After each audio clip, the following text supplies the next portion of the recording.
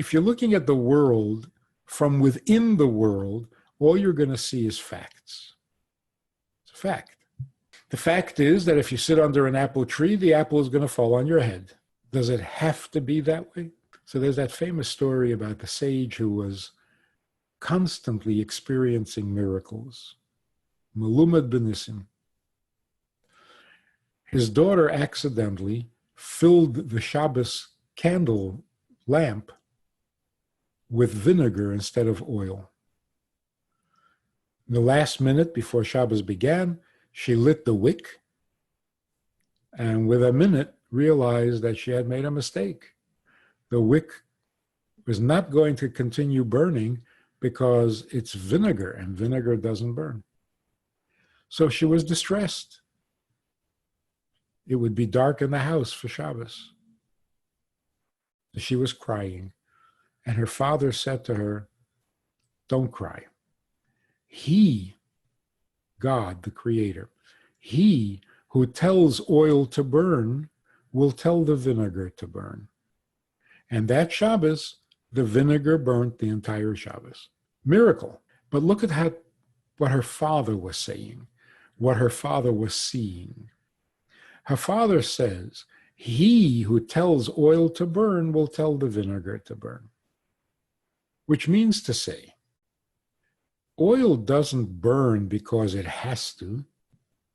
There's nothing about oil that says that it must be flammable. God tells oil to burn.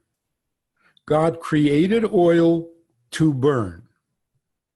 But he has to tell it to burn. There's nothing about the oil that just automatically feeds fire. God created water. God has to tell the water to run downhill. Why would water run downhill? Because it's water? And what makes it water? It runs downhill. So which comes first? Does it first run downhill and that's what makes it water? Or is it water and of course water runs downhill? Is it a law within the water or is it a law within the Creator? So to the sage, to all sages, oil burns only because God tells it to.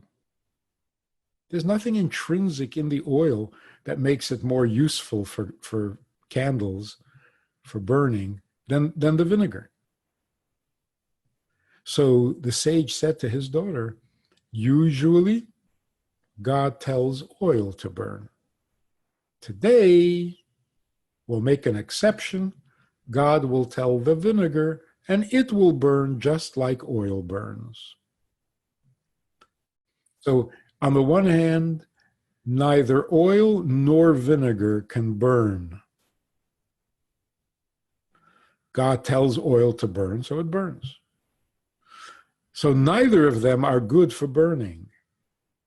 And on the other hand, neither of them are incapable of burning. If God says to burn, they'll burn. So how should we describe this? We could either say vinegar burning like oil is a miracle, which implies that oil burning is natural. Or we can say oil burns, that's a miracle. Now vinegar is burning, okay, another miracle. So if you're looking from God's perspective, oil doesn't burn, vinegar doesn't burn, water doesn't run downhill. He has to make these things happen. He has to make it happen because nothing happens without him. So if you were to ask, does oil burn? What would the correct answer be? You could say, no, oil doesn't burn. Not any more than vinegar. If God tells it, it will burn, but it does not burn. Or you could say, yes, whenever you put oil into a candle and you light it, the oil burns. That's a fact. It's a fact. Take any oil, put it into the candle, it will burn. So which of the two perceptions is more true, more real? As long as God is telling oil to burn, that's the fact. Fact is, God tells oil to burn. Does he have to tell oil to burn? No, he can tell vinegar to burn. But the fact is, he doesn't tell vinegar to burn unless the tzaddik asks him to. He does tell oil to burn without anybody asking him to. So the phenomenon of oil burning, of water running downhill, these are facts. But fact means it happens to be this way. It doesn't have to be this way. That a Jew should not work on Shabbos, that has to be. That has to be. That's an inherent condition in creation. Without mitzvahs, there is no world, there is no creation. It has to be. Even before the world existed, the mitzvahs already had to be, because Torah precedes creation. Now, on the other hand, Jews working on Shabbos in violation of that truth, yeah, that's a fact. So we see that the truth, which must be, doesn't always become a fact. And things that are facts, reliable facts, is not always true. So what is the difference between what is true with a capital T or what is true with a little t, because it's just a fact? The fact is Jews can't exist. Factually, the Jews should not be here for many, many reasons. Our survival and our persistent existence throughout all of history makes no sense, and it goes against all the facts of life. So factually, we shouldn't be here. In truth, of course we have to be here. There is no world without Jews. So which one is more true? Obviously, our existence is more true, and therefore, fact or no fact, we're going to continue existing. Despite all odds, despite all facts, we're going to continue existing. I think that's the difference between discovering reality through experience or seeing reality from the eyes of the Creator. The sage who saw the world through the eyes of the Creator was not discouraged or disheartened by the fact that the candle had been filled with vinegar instead of oil. Didn't disturb him at all. Because it's just a fact. Change the fact. Facts are meant to be changed. The laws of nature are meant to be rewritten. But Torah is forever. Torah is forever. Because Torah is true, even when it's not a fact. Even when, in fact, nobody's keeping it. It's still true. Our goal is to take what is true and make it an everyday fact. People are inherently, essentially, by nature good. Why is that not a fact? Why doesn't that happen every day, consistently? So that the truth would also be the fact. Coming of Mashiach means all truth will be facts, and every fact will be true. This division, this split into two perspectives, the view from above and the view from below, the way the world looks to itself and the way the world looks to its Creator, two different realities, that's got to go. That's not happy. That's not harmony. That's not good enough.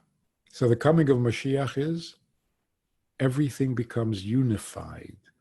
There's no split between fact and truth. What must be, what is inevitable, what is meant to be, becomes everyday fact. And everyday fact is only those things that are inevitable, absolute, necessary, eternal, and so on. That's a perfected world, a fixed world. So what are we trying to fix? Starting in our own lives, the Rebbe's insistence, tracht gut wird sein gut. Think positive, things will be positive. What does that mean?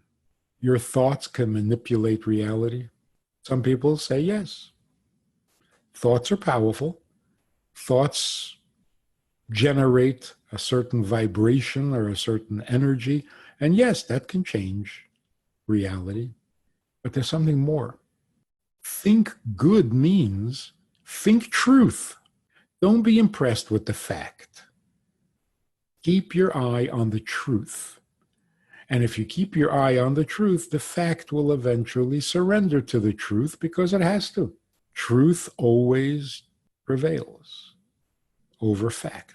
So if we were focused on the truth of the goodness of human beings, it would become more of a fact. People would be good in fact, so that both realities are united. Expect Mashiach, demand Mashiach, anticipate Mashiach, and it will happen. That Mashiach is not here is a fact. That Mashiach must come, that's true.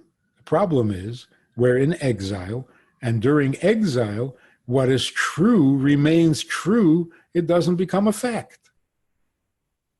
And what is a fact is real, even though it's not true.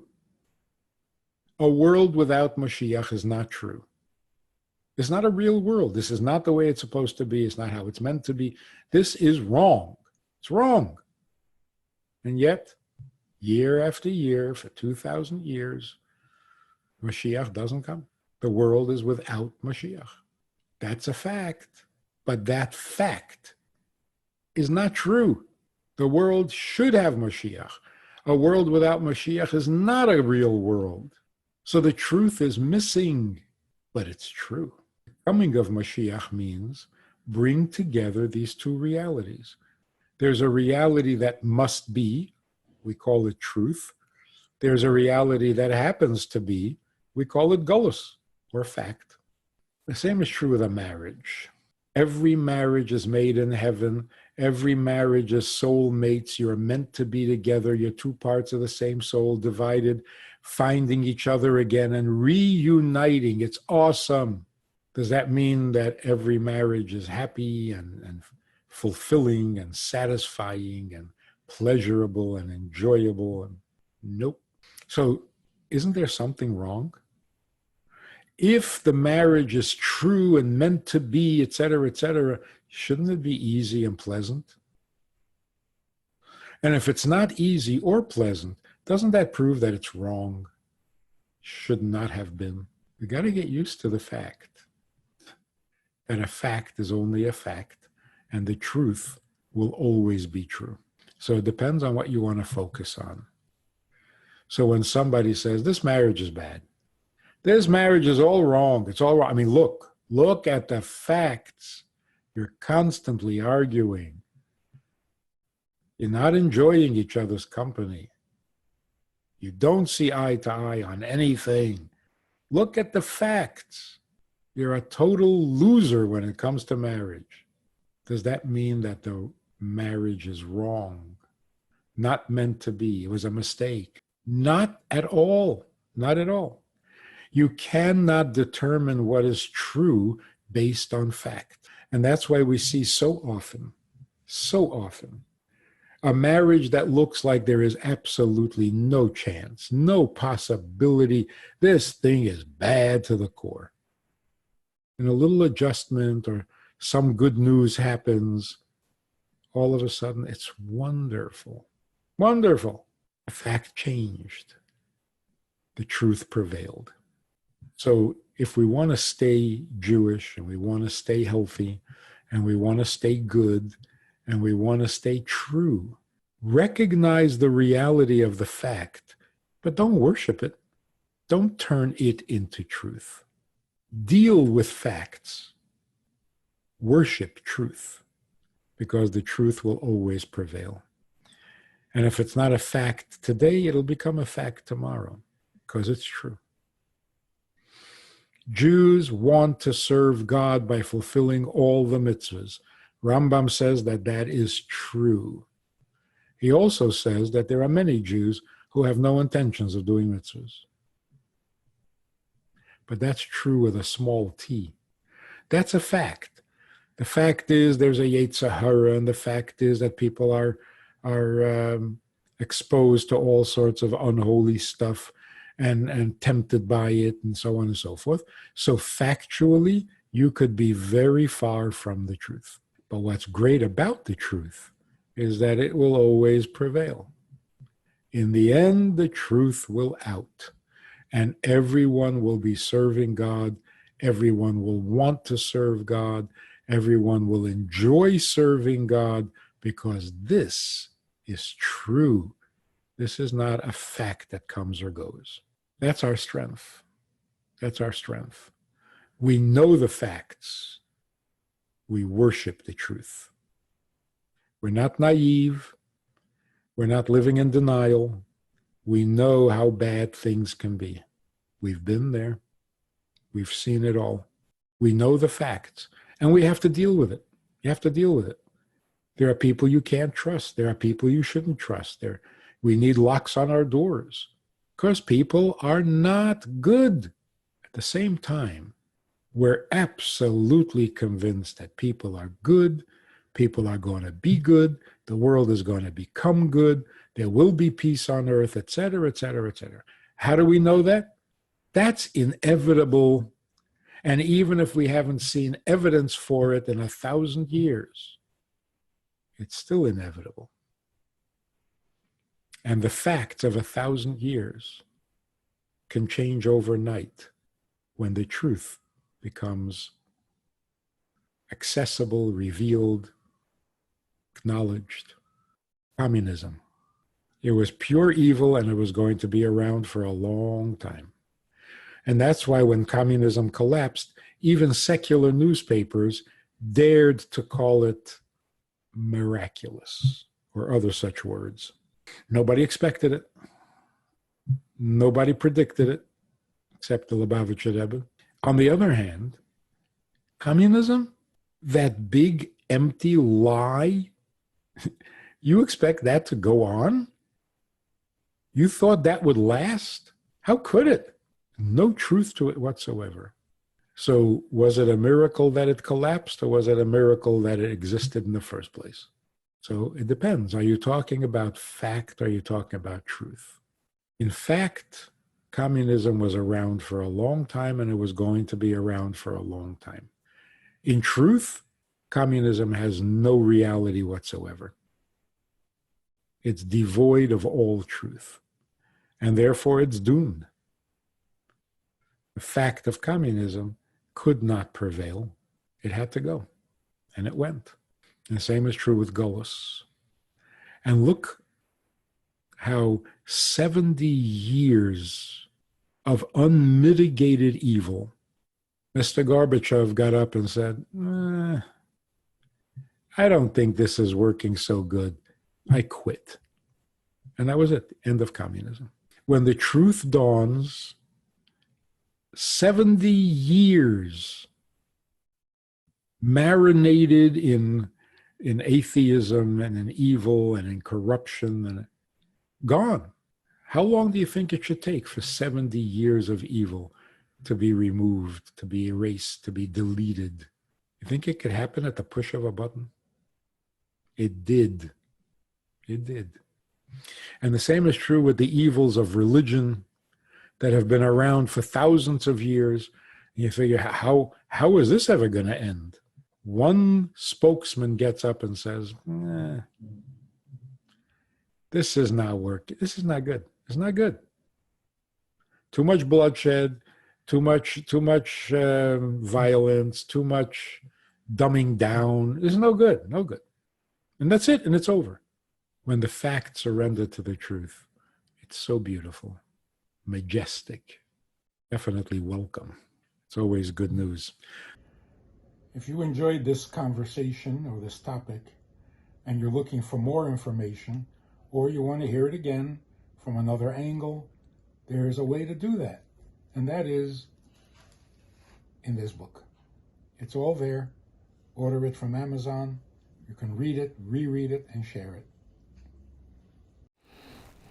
I want to invite you to join us as VIPs, partners in our work, and join us also for a personal chat with other members of the VIP club.